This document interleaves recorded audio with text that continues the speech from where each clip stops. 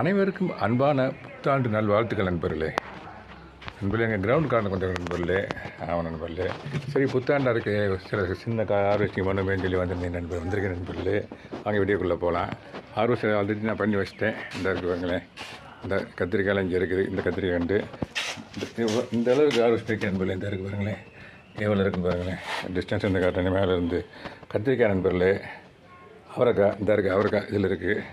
இந்த போடுற இந்த வந்து பாருங்க பீக்குங்க, இந்த பீக்குங்க இந்த இந்த கண்டில் இருந்து ஆர்வெஸ்ட் பண்ண நண்பர்களே. இந்த பச்சை மிளகாய் காஞ்சாரி மிளகாய் இந்த பாருங்க, எனக்கு பேர் காஞ்சாரி மிளகாய் நண்பர்களே.